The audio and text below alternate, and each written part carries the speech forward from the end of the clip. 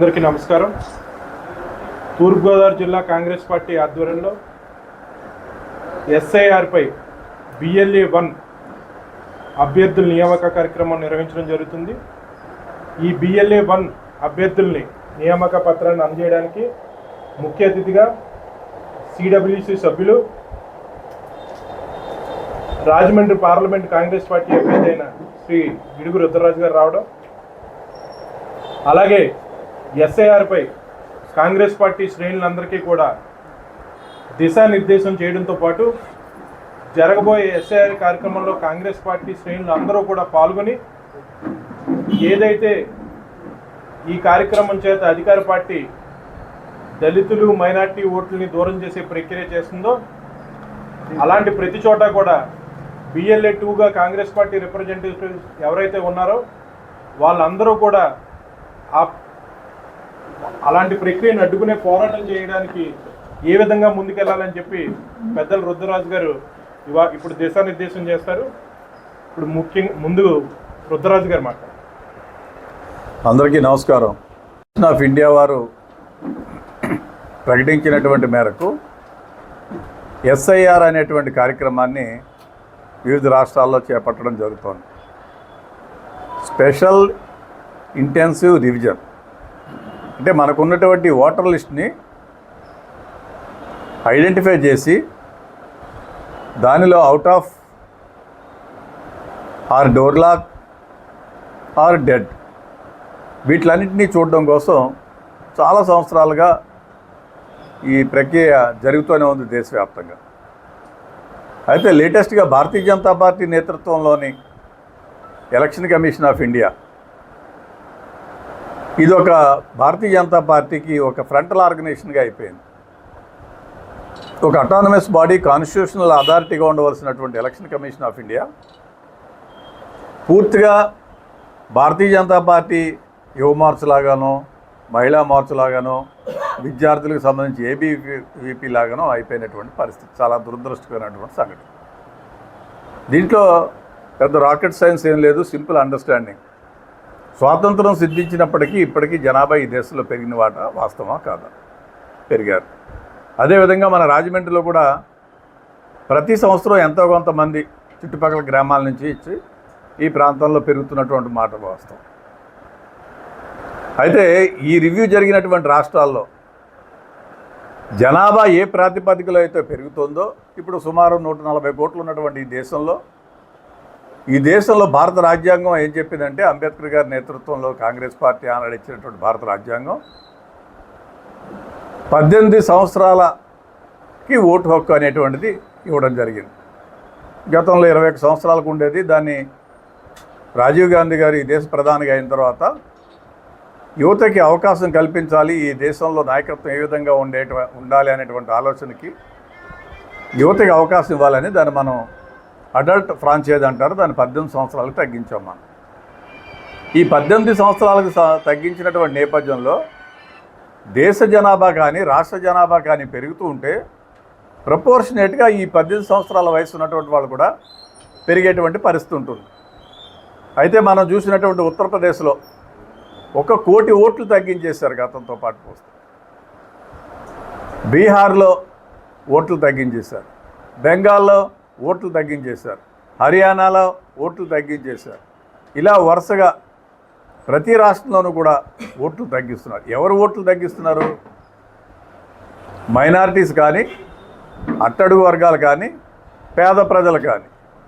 ఎవరైతే కాంగ్రెస్ పార్టీ కానీ కాంగ్రెస్ పార్టీ భావజాలానికి దగ్గరగా పనిచేస్తున్నారో వారి యొక్క ఓట్లన్నిటి కూడా ఒక పథకం ప్రకారం తీసేసేటువంటి కార్యక్రమం ఈ SIRలో జరుగుతున్న విషయం వాస్తవము.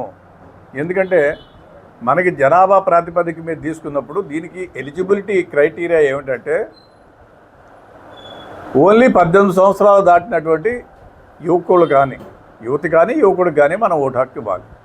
అది కాకుండా ర్యాండమ్గా వీళ్ళు సర్వే చేసి ఓట్లు తగ్గిస్తున్నటువంటి పరిస్థితి. ఈ నేపథ్యంలో కాంగ్రెస్ పార్టీ జాతీయ స్థాయిలో ఇచ్చినటువంటి డైరెక్షన్ ప్రకారం అఖిల భారత కాంగ్రెస్ కమిటీ అధ్యక్షులు శ్రీ మల్లికార్జున ఖార్గే గారు, మా ప్రదేశ్ కాంగ్రెస్ కమిటీ అధ్యక్షురాలు శ్రీమతి షర్మిలారెడ్డి గారు, పార్టీ ఇచ్చినటువంటి డైరెక్షన్స్ ప్రకారం ఈ నెల 24వ తేదీ నుంచి ఈ కార్యక్రమం ప్రారంభమై వచ్చే నెల 14 వరకు ఈ కార్యక్రమం జరుగుతుంది. దీంట్లో ప్రభుత్వం పక్షాన ఎలక్షన్ కమిషన్ పక్షాన BLO ఉంటారు. రాజకీయ పార్టీగా కాంగ్రెస్ పార్టీ నుంచి BLAల్ని అపాయింట్ చేయడం కోసం జిల్లా కాంగ్రెస్ కమిటీ అధ్యక్షులకి PCC అధ్యక్షుల వారి దగ్గర నుంచి ఆథరైజేషన్ రావడం జరిగింది. ఇంటర్న్ జిల్లా కాంగ్రెస్ కమిటీ అధ్యక్షులు వెంకట్ గారు ప్రతి నియోజకవర్గానికి ఆ నియోజకవర్గానికి చెందినటువంటి బాధ్యులకి ఈ యొక్క ఆథరైజేషన్ లెటర్స్ ఇవ్వడం జరుగుతుంది. వీరు త్వరలోనే పోలింగ్ బూత్ వైజ్ BLAల్ని ఏర్పాటు చేస్తారు. ప్రతి BLA కూడా BLOతో పాటు కలిసి ప్రతి ఇంటింటికి తిరిగి ఈ జరిగేటువంటి ప్రక్రియ ఈ సరళ అంతట్టు కూడా క్షుణ్ణంగా పరిశీలించి ఎలిజిబుల్ ఓటర్ ఎవరైతే ఉన్నారో వాళ్ళకి ఎవరికి కూడా ఇబ్బంది కలగకుండా వాళ్ళ ఓట్లు తొలగించబడకుండా చూసేటువంటి కార్యక్రమం. ప్రధానంగా నేను మిగిలిన రాజకీయ పార్టీలు కూడా విజ్ఞప్తి చేస్తున్నాను. నేను ఇదే ప్రక్రియలో నేను అమలాపురం జిల్లాలో కోనసీమ జిల్లాలో వార్డులో తిరగడం జరిగింది. సో ఇప్పుడు మనం ఇచ్చేటువంటి డేటా ఏదైతే ఉందో ఆ డేటా అంతా తీసుకుని 2002 డేటాతోటి కంపేర్ చేస్తున్నారు. ఈవేళ మీరు ఇచ్చినటువంటి ఆల్రెడీ ఎగ్జిస్టింగ్ వాటర్ ఉంటే 2002 డేటా ఏదైనా గతంలో ఉంటే మీకు తిరిగి ఇమీడియట్గా ఓటు ఇస్తున్నారు. 2002 ఓటు లేనటువంటి పరిస్థితి ఉంటే కొత్తగా మనం మళ్ళీ ఎన్రోల్ చేసుకోవాల్సినటువంటి పరిస్థితి ఉంటుంది. సో ఈ ప్రక్రియను అంతటిని కూడా క్షుణ్ణంగా పరిశీలించాలి. అక్కడైతే ఒక సబ్ కమిటీని ఏర్పాటు చేసుకున్నాం. కొంతమంది అడ్వకేట్స్ని ఒక చిన్న సబ్ కమిటీగా ఫామ్ చేసి 5 మెంబర్స్ తోటి, ఎందుకంటే దీని మీద కొంచెం లీగల్గా కూడా అవగాహన ఉన్నవాళ్ళు, రెగ్యులర్గా ఎలక్షన్ కమిషన్ మీద అవగాహన ఉన్నవారు, రూల్స్ అండ్ రెగ్యులేషన్స్ మీద ఉన్న వాళ్ళు పెట్టుకుంటే ఇక్కడ కూడా ఆ విధంగా ఏర్పాటు చేసుకుని మాకున్నటువంటి అడ్వకేట్స్ కొంతమంది ఉన్నారు. వాళ్ళ యొక్క పర్యవేక్షణలో ఈ కార్యక్రమాన్ని నిర్వహిస్తాం. కాంగ్రెస్ పార్టీగా మా యొక్క విజ్ఞప్తి ఒకటే, అర్హులైనటువంటి ప్రతి యువతీ యువకుడికి 18 సంవత్సరాలు దాటినటువంటి ప్రతి ఒక్క వారికి కూడా దీంట్లో అవకాశం కల్పించాలి. అంతేగాని కుల ప్రాతిపదిక మీద కానీ, మతం ప్రాతిపదిక మీద కానీ, భాష ప్రాతిపదిక మీద కానీ, ప్రాంతీయత ప్రాతిపదిక మీద కానీ ఓట్లను తొలగించకూడదు. ఆ విధంగా చేస్తే కాంగ్రెస్ పార్టీ మరి చూస్తూ ఊరుకోదు. అదేవిధంగా దేశంలో సమన్యాయం పౌరులందరికీ కూడా మరి రిలయన్స్ హెడ్ అయినా, అదానీ అయినా, కూలివాడైనా అందరికీ కూడా ఒకటే ఓటు ఉంటుంది. సో ఆ ఓటుని సద్వినియోగం చేసుకునేటువంటి నేపథ్యంలో ప్రజలకి ఇచ్చేటువంటి మంచి అవకాశం. ప్రజలందరూ కూడా మీ యొక్క ఓటు హక్కుని కాపాడుకోవాలి, ఓటు హక్కుని ఏర్పరచుకోవాలి. ప్రధానంగా స్వచ్ఛంద సంస్థలు లయన్స్ కానీ, రొటేరియన్స్ కానీ, అదేవిధంగా సోషల్ యాక్టివిస్టులు ఉంటారు చాలామంది, సామాజిక స్పృహతోటి పనిచేసేటువంటి అనేకమైనటువంటి సంఘాలు ఉంటాయి. వాళ్ళందరూ కూడా విజ్ఞప్తి చేస్తున్నాను, దీనిట్లో మీరందరూ కూడా భాగస్వాములు అవ్వండి. కాంగ్రెస్ పార్టీ పక్షాన మా నియోజకవర్గ ఇన్ఛార్జీలు, మండల పార్టీ అధ్యక్షులు, మా BLAలు అందరూ కూడా ఈ ప్రక్రియలో పాల్గొంటారని తెలియజేస్తారు. క్రిస్టియన్స్, ముస్లిమ్స్ ఓట్లు ప్రధానంగా తీసేస్తున్నారంటే దేశవ్యాప్తంగా జరుగుతున్న ప్రచారం ఎంతవరకు ఇప్పటిదాకా జరిగిన వాటిల్లో ఈ సభ జరిగిన చోట్ల నిజంగా వాస్తవమా? దాన్ని అడ్డుకోవడానికి ఎలాంటి ప్రణాళిక ఉంది కాంగ్రెస్? యూజువల్గా ఇప్పుడు ఏమవుతుందంటే, ఒక ఎంప్లాయీ ఉన్నారు, ఆ ఎంప్లాయీ కాంగ్రెస్ పార్టీకి సంబంధించినటువంటి వ్యక్తి, ఒక సెక్షన్లో కాంగ్రెస్ పార్టీకి కానీ, కాంగ్రెస్ భావజాలానికి జరిగిన వాళ్ళు కానీ, రాజకీయ పార్టీలుగా గ్రామాల్లో ఉన్నటువంటి వారికి కానీ, పట్టణాల్లో ఉన్న వాళ్ళకి కానీ అవగాహన ఉంటుంది. సో ఒక పథకం ప్రకారం ఈ స్టిప్యులేటెడ్ టైంలో వాళ్ళు కనుక అలర్ట్ అయ్యి చూసుకోకపోతే వాళ్ళ పేర్లు తీసేస్తున్నారు. అదొక మోడల్. రెండవ మోడల్ మాకు ఉన్నటువంటి అనుమానం, ర్యాండమ్గా కంప్యూటర్ ప్రోగ్రామింగ్ ద్వారా కొన్ని పేర్లు తొలగిస్తున్నారు. అది ఎక్కడి నుంచి ఆపరేట్ చేస్తున్నారు ఏంటి అనేటువంటిది రాహుల్ గాంధీ గారు హర్యానాలో జరిగినటువంటి కేసెస్ మీద ఒకసారి ప్రజెంటేషన్ కూడా ఇవ్వడం జరిగింది. సో ఏదో ఒక ప్లేస్ నుంచి ఆపరేట్ చేసి ర్యాండమ్గా ఒక కంప్యూటర్ ప్రోగ్రామింగ్ ఏర్పాటు చేసి ఏ రాష్ట్రంలో అయితే ఇటువంటి SIR జరుగుతుందో ఆ రాష్ట్రంలో ఆ ఓట్లు తొలగిస్తున్నారు. సో దానికోసం మేము మా BLAలు, మా పార్టీ యాక్టివిస్టులు ఎంత అప్రమత్తంగా ఉన్నప్పటికీ కూడా ఇటువంటి తప్పులు చాలా చోట్ల జరిగాయి. మొన్నటి వరకునేమో ఓటు చోరీ చేసేవారు, ఇప్పుడు డైరెక్ట్గా సీట్లు చోరీ చేస్తున్నటువంటి పరిస్థితి మనం చూసాం. సిగ్గుపడాల భారతీయ జనతా పార్టీ ఈ ప్రజాస్వామ్యం దేశానికి స్వాతంత్రం తీసుకొచ్చింది కాంగ్రెస్ పార్టీ కానీ మహాత్మా గాంధీ గారు కానీ సిగ్గుపడుతున్నటువంటి పరిస్థితి. ఎందుకంటే మనం పక్కన ఉన్నటువంటి మధ్యప్రదేశ్లో చూసాం, రాజ్యసభలో డైరెక్ట్గా వాళ్ళకు ఉన్నటువంటి స్ట్రెంగ్త్లో 2 సీట్లు వస్తాయి. కాంగ్రెస్ పార్టీకి ఉన్నటువంటి కంఫర్టబుల్ స్ట్రెంగ్త్ అంటే మాకు కావాల్సినటువంటి ఎంపీకి కావాల్సినటువంటి ఓట్ల కన్నా కూడా అధికంగా ఓట్లు ఉన్నా కూడా కావాలని మా నాయకురాలు మీనాక్షి నటరాజన్ని ఎలక్షన్ కమిషన్ నామ ప్రకారం నేను కూడా ఇక్కడ నుంచి కంటెస్ట్ చేస్తాను, మేమందరం కంటెస్ట్ చేసాం. ఎఫ్ఐఆర్ ఉంటేనే అది కేసు కింద లెక్క. ఆ ఎఫ్ఐఆర్ ఉంటేనే మీరు అప్లికేషన్లో చూపించవలసినటువంటి పరిస్థితి ఉంటుంది. అంటే వాళ్ళు ఇచ్చేటువంటి కాలంలో దానికే ప్రొవిజన్ ఉంటుంది. ప్రొవిజన్ లేదు కాబట్టి ఆవిడ ఒక నోటీస్ ఇచ్చారు. ఆవిడకి notice is not an FIR, that A private complaint. So కావాలని ఆవిడని డిస్క్వాలిఫై చేయించి బలవంతంగా ఆ సీట్ను కూడా దొబ్బినటువంటి పరిస్థితి. సో భారతీయ జనతా పార్టీ ఈ దేశంలో అధికారంలోకి వచ్చిన తర్వాత ఓట్ చోరీతో మొదలుపెట్టి సీట్ చోరీ దాకా అయ్యేటువంటి పరిస్థితి ఉంది. కాబట్టి ప్రజలు అప్రమత్తంగా ఉండాలి. డెఫినెట్గా ఇటువంటివన్నీ జరుగుతున్నాయి.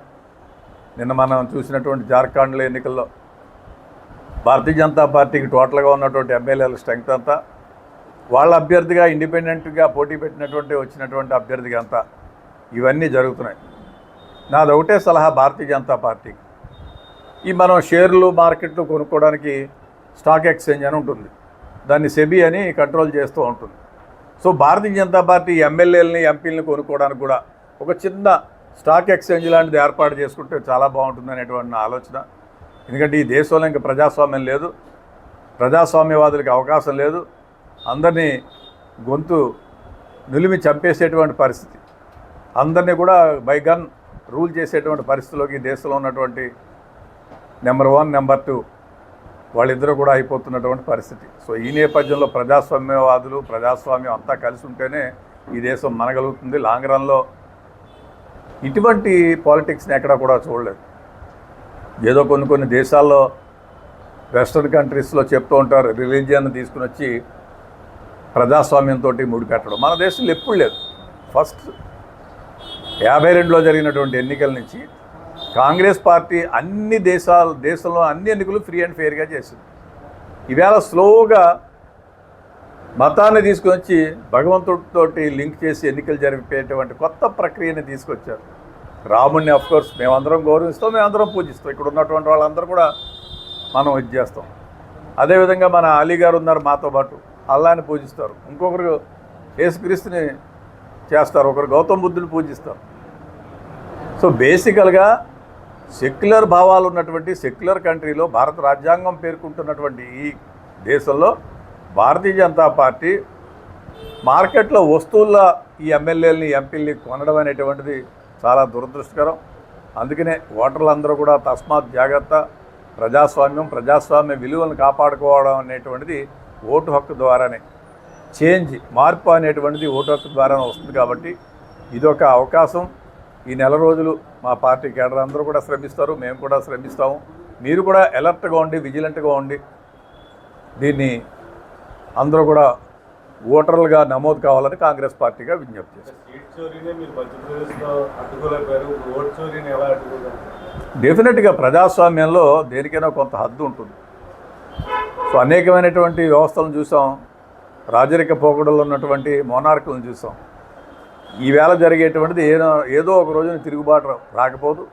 ప్రజలందరూ కూడా రాహుల్ గాంధీ గారి నేతృత్వం, కాంగ్రెస్ పార్టీ నేతృత్వం కావాలని చూస్తున్నాం. నిన్న మొన్న నీట్ మీద జరిగినటువంటి సభలో కోటా రాజస్థాన్లో నీట్లో లక్షలాది మంది పిల్లలు పరీక్ష రాయడం, పేపర్ లీక్ అవడం, డబ్బులు అమ్ముకోవడం, దాంట్లో ప్రధానంగా బీజేపీ వాళ్ళ ఇన్వాల్వ్మెంట్, బీజేపీ ప్రభుత్వాల ఇన్వాల్వ్మెంట్. నీట్లో ఎగ్జామ్ కండక్ట్ చేసేటువంటి ఎన్టీఏ అని ఉంటుంది.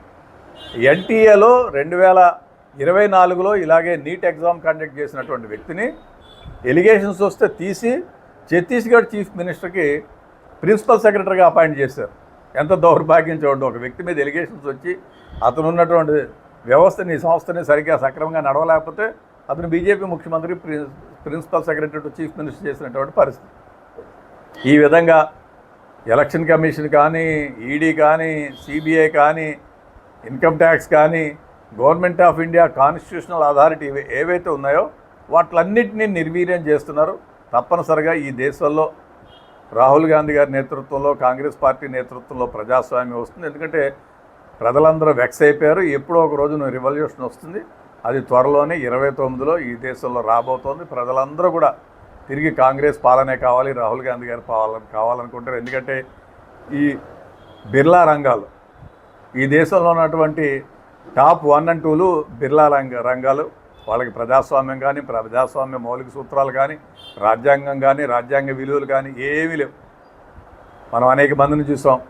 చంద్రబాబు నాయుడు గారు గతంలో వెళ్ళి నల్ల చొక్కా వేసుకుని ఏపీ భవన్లో ముఖ్యమంత్రిగా ఉన్నప్పుడు పోరాట దీక్ష అని పెట్టారు. ఇప్పుడు అదే చంద్రబాబు నాయుడు గారిని మళ్ళీ బొట్టలు వేసుకుని ఆయన్నే వాళ్ళ ఎన్డీఏలో కలుపుకున్నటువంటి పరిస్థితి. పవన్ కళ్యాణ్ గారు అనేకమైనటువంటి మాట్లాడారు బీజేపీకి వ్యతిరేకంగా. ఆయనతోటి ఇప్పుడు మళ్ళీ గుడిమెట్లు కడిగిస్తున్నటువంటి పరిస్థితి. సో ప్రజలు ఇవన్నీ కూడా గమనిస్తున్నారు. డెఫినెట్గా there will be a change. రానున్న రోజుల్లో ప్రజలందరూ కూడా ప్రజాస్వామ్యం కావాలనుకుంటారు. కాంగ్రెస్ పార్టీ మంచిదనుకుంటారు. రాహుల్ గాంధీ గారు ఈ దేశానికి తిరిగి ప్రధానమంత్రి అవుతారు. ప్రథమంగా ఈరోజు వారి యొక్క జన్మదినం. సో దేశవ్యాప్తంగా అన్ని వర్గాల ప్రజలు కూడా రాహుల్ గాంధీ గారి జన్మదినాన్ని చేసుకుంటున్నారు. ఒక హానెస్టీ, ఇంటిగ్రిటీ, సిన్సియారిటీ ఉన్నటువంటి లీడర్. ఎంతో గుండె ధైర్యంతో, మొక్కవని విశ్వాసంతో ఈ దేశంలో ఉన్నటువంటి అన్ని లౌకిక శక్తుల్ని తీసుకెళ్తున్నటువంటి వ్యక్తి. సో డెఫినెట్గా వారి నేతృత్వంలో తిరిగి ఈ ప్రజాస్వామ్యం ప్రజ్వరిల్లుతుందని మేము భావిస్తున్నాం. రాజమండ్రి అర్బన్ నియోజకవర్గానికి బిఎల్ఏ అనగా కొవ్వూరు శ్రీనివాస్ గారికి నియామక పత్రం.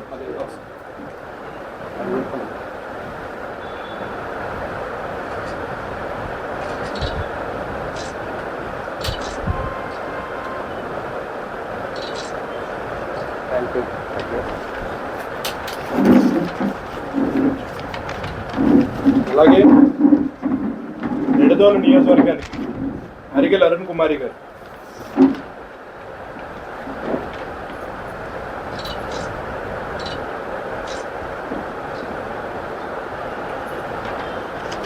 వర్గానికి ఉండ్రు శ్రీనివాస్ గారు బిఎల్ఏ 1.